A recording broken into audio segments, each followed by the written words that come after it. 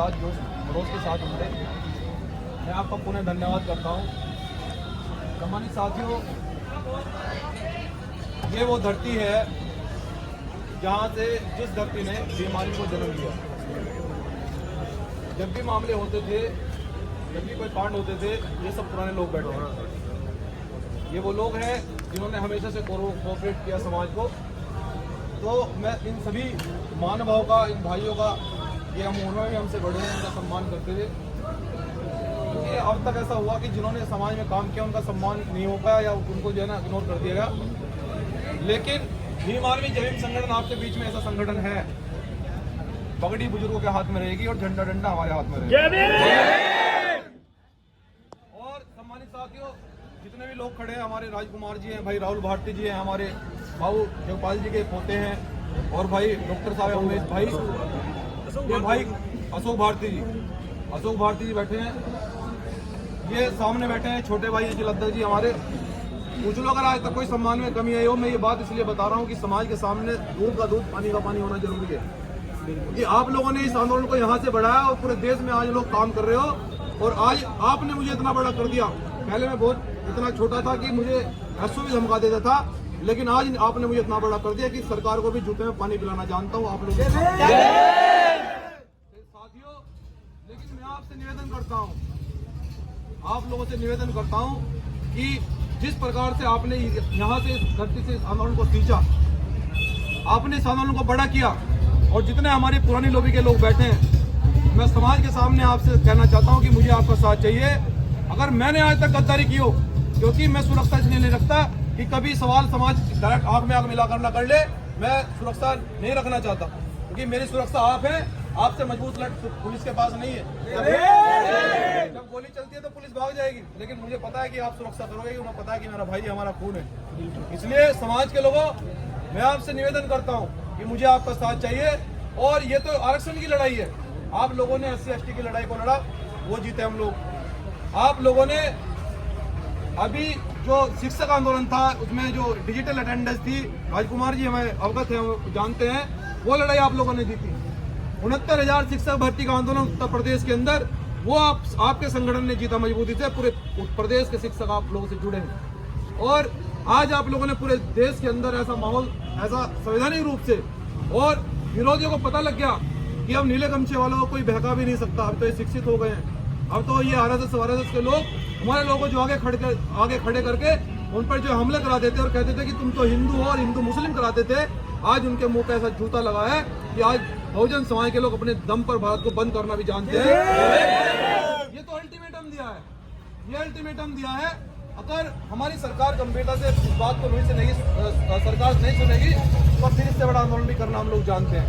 और खासकर मैं बहुजन समाज के लोगों, दलित पिछड़े युवा भाइयों से सबसे कहना चाहता हूँ कि सबसे बड़ा मुद्दा जो अभी चल रहा है आरक्षण के बाद का, वो शिक्षा का चल रहा है। शिक्षा, किसी विश्वविद्यालय में हमारे युवाओं को मुफ्त में एडमिशन नहीं दिया जा रहा, जबकि हमारा फंडामेंटल राइट है, ये हमारा अधिकार है। लेकिन मैं अब युवाओं से वादा करता हूँ कि ये लड़ाई हम बड़ी मजबूती से लड़ेंगे।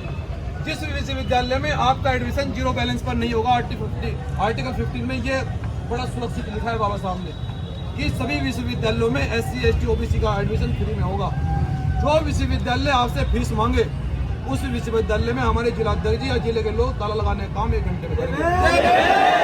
कोई फीस नहीं देनी है, और अगर फीस मांगेगा तो DM साहब से हमारे जिलाध्यक्ष जी बात करेंगे कि जिलाधिकारी जी, इनको कानून बताओ, अगर नहीं पता है तो इस विश्वविद्यालय को बंद करवाओ, कानून पूरी तरह से लागू करो, हम फीस नहीं देंगे। सरकार जो है ना, वो समाज कल्याण बजट बनाता है इन लोगों के लिए। ये देश की सरकारें SC/ST के लिए बजट बनाती है, ये वहां से ही पैसा खा जाते हैं, और हमारे बच्चे 3-3 लाख रुपए कहां से लाएंगे? और जब पढ़ोगे नहीं तो बढ़ोगे कैसे नौकरी लेगी? आरक्षण भी तो जरूरी पूरा होगा जब आप पढ़ोगे, और जब पढ़ोगे नहीं तो कैसे होगा? तो इसलिए मैं आप लोगों से कहना चाहता हूँ, और ये जो हमारी पूरी पुरानी करीम बैठी है, और ये जो हमारे जो बाबू जगपाल जी के पोते बैठे हैं, मैं भाई आप परिवार से वादा करता हूँ, मैंने पहले ही वादा किया था कि कोई सम्मान में कमी नहीं आने देंगे, हमेशा सम्मान किया जाएगा। उनकी विचारधारा को हम जिम्मेदारी लेते हैं कि उनकी विचारधारा को आगे बढ़ाया जाएगा। हमें पता है वो ईमानदारी से उन्होंने लड़ाई लड़ी, और हम इसका प्रचार भी करेंगे, इस लड़ाई को आगे बढ़ाएंगे। लेकिन मुझे आपका साथ चाहिए, आपके हाथ मुझे चाहिए, मेरे सर पे आपका हाथ होना जरूरी है। मैं आज तक कोई आंदोलन ऐसा बता दिया, कोई काम ऐसा बता दिया जिस दिन से बीमारी का जन्म हुआ कि समाज के अंदर मैंने कोई गलत काम किया, झूठ है, पूरे समाज के लोग बैठे हैं खड़े यहाँ पर, कोई काम बता दीजिए ऐसा। इसलिए जब मैं ईमानदारी से काम कर रहा हूँ, क्योंकि मेरा जो उद्देश्य है वो समाज को अधिकार दिलाना है, आगे सत्ता शासन तक जाएंगे हम लोग। और अब कोई लाठी ऐसी नहीं बनेगी जो आप लोगों पर चलेगी। अब कोई प्रदेश में ये तो हमारा गढ़ है, ये तो घर है हमारा, लेकिन राजस्थान जैसे में भी अब कोई लाठी ऐसी नहीं बन रही है जो हमारे लोगों पर चलेगा। बन रही है तो फिर उसका मुंह तोड़ जवाब दिया जा रहा है। जिस प्रकार से हमारे लोगों को पहले गुंडा बदमाशी के दम पर धमका डरा दिया जाता था, मैं आपसे इशारों से मैं कहना चाहता हूँ कि आपसे बड़ी फिल्म नहीं है देश के अंदर। मैं विश्वास से कह रहा हूँ पूरा कि आपसे बड़ी फिल्म नहीं है देश के अंदर। मैं संविधान को भी मानता हूँ और भगत सिंह को मानता हूँ। जैसा कोई समाना चाहता है तो वो तय कर रहे। इसलिए साथियों, किसी व्यक्ति से घबराने की आवश्यकता नहीं है, किसी अधिकारी से डरने की आवश्यकता नहीं है, किसी सरकार के अधिकारी से या सरकार के नेता से घबराने की आवश्यकता नहीं है। केवल हमारा एक ही मकसद है कि भाई हमारा अधिकार दे दो, आरक्षित सीटें खाली करनी पड़ेगी, विद्यालय में फीस नहीं देंगे, लेकिन अगर हमें कमजोर समझकर जो है ना उत्पीड़न किया जाएगा तो फिर झंडा डंडा आपका चलेगा, हम खड़े हैं। इसलिए आप लोगों ने आज इस आंदोलन को बड़ी मजबूत तरीके से आगे बढ़ाया भाई, आपका पुनः बहुत बहुत धन्यवाद। और एक बात और बताना चाहता हूँ कि जब कोई बात कह रहे हो, ये हमारे परिवार और समाज की बात है, जब अधिकारी खड़े हों तो शांति बनाए रखा हो। बहुत अच्छी बात समझा रहे हैं, बहुत सारी चीजें, क्योंकि अधिकारी इस बात को नोट करते हैं, यार इनका नेता है और 1 घंटे से बैठने के लिए कह रहा है। और दूसरी बात यह है कि जब आप एकत्रित हो, वर्षों से मनुवादी लोगों की ये खासियत रही है कि किसी तरह जो है ना दलित पिछड़े अल्पसंख्यक आदिवासियों को इकट्ठा ना होने दिया जाए, बहुजन समाज के लोगों को इकट्ठा ना होने दिया जाए। लेकिन आज आप इकट्ठा हुए, बहुत सारे लोगों ने क्या किया कि उस आंदोलन में घुस के तोड़फोड़ मचा दी। वो लोग ये चाहते हैं कि इनके आंदोलन को बदनाम कर दें और अधिकारी ये हमारे ऊपर ये ठप्पा लगा दे कि आप लोग तो दंगा करवाते हो। लेकिन आज आप लोगों ने बड़ी सूझबूझ का परिचय दिया, कहीं कोई घटना ऐसी नहीं हुई जिससे कि हमारे आंदोलन पर धब्बा लगे, हमारे आंदोलन पर कोई आंच पहुंचे। इसलिए साथियों, जब भी कोई आंदोलन करो, जब तक आप संवैधानिक दायरे में हैं, क्योंकि संविधान से बड़ी कोई ताकत नहीं है। डीएम साहब को, ये डीएम क्या सीएम को भी जनता से बड़ा कुछ नहीं होता। अगर आप लोग, हमारे समाज के लोग अगर एक एक गांव से 10-10 लोग निकलकर रोड पर बैठ जाए, मैं कह रहा इस्तीफा ले लो मुख्यमंत्री से, आप मुख्यमंत्री इस्तीफा दे देंगे। लेकिन मैं आपसे फिर से कह रहा हूँ, हमारे माननीय जिलाध्यक्ष भाई सन्नी गौतम जी, भाई जितने भी यहाँ पर जिम्मेदार लोग खड़े हैं, सभी पदाधिकारी, जिला प्रभारी जी, भाई सौरभ जी, विधानसभा अध्यक्ष, कार्यकर्ता, सभी जिले के लोग आप पहुंचे, आपका बहुत बहुत धन्यवाद। और आगे मेरे लायक जो भी आदेश होगा, मैं जब भी आप मुझे कहोगे कि इस लड़ाई को लड़ना है, मैं फिर से, राजकुमार भाई बैठे हैं, बहुत पुराने साथी हमारे, इन्होंने उस घड़ी में हमारा साथ दिया जिस समय हम जिंदगी मौत से लड़ रहे थे। और इसी धरती से ये क्या नाम है, हमारे डॉक्टर साहब बैठे हैं, भाई डॉक्टर साहब बैठे हैं, उमेश भाई, ये वो व्यक्ति हैं जिन्होंने हमें जो है ना, जब हम लोग जिंदगी और मौत से लड़ रहे थे, इन लोगों ने साथ दिया। हमारे भारती जी बैठे हैं, अशोक भारती जी, इन लोगों ने हमारा जब साथ दिया, जब हम लोग जिंदगी और मौत से लड़ रहे थे, जब लोग ये कहते थे कि इन दंगइयों का एनकाउंटर हो गया, हमारा तो केवल यही मकसद था कि हमारे लोगों को क्यों पीटा जा रहा है। लेकिन उन्होंने कहा कि ये दंगई इनको गोली मार दो, तो ऐसे लोग खड़े हुए, उन्होंने सुप्रीम कोर्ट में पहुंचे, सुप्रीम कोर्ट के जजों से पूछा कि तुम क्या गोली चला दोगे हमारे लोगों को, ऐसे कैसे गोली चला दोगे आप।